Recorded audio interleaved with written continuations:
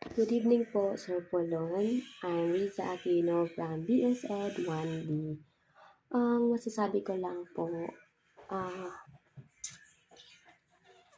marami po akong natutunan sa subject niyo po sa Contemporary World o GE 103. Dahil unang-una, hindi ko po talaga hilig yung magsaulo ng mga dinidiscuss, tapos yung the rest po na pag may quizzes, hindi ko po hiling magsaulo kasi nasakit po ang utak ko. Pero nung tumagal, nung kayo na po yung naging teacher ko, parang lagi po nasa mindset ko na dapat, bago ko papasok sa school, kailangan may alam ako, kailangan magsaulo ako. Kasi may time na may biglaang recitation, biglaang quizzes. Tapos, dati, hindi ko talaga alam yung mga capital ng mga bansa.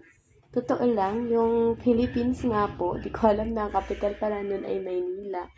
Tapos yung sa India naman, ang capital pala nun ay yung New Delhi.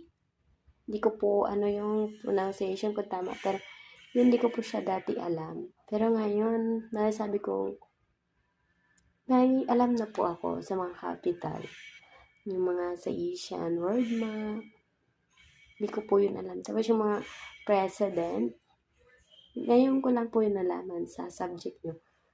Tapos, ang masasabi ko lang din po,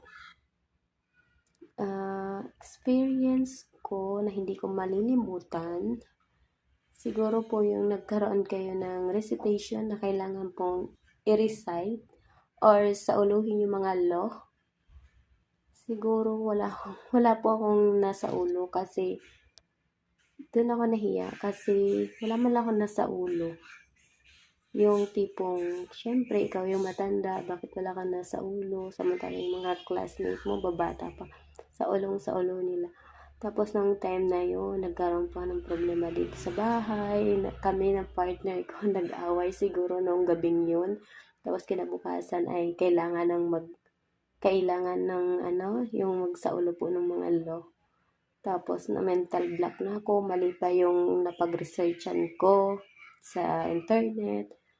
Siguro yun po yung di ko malilimutan experience sa subject ng GE 103. Pero okay lang naman po kasi nung naisip ko din naman na siguro hindi ko pwedeng idala yung problema sa school kasi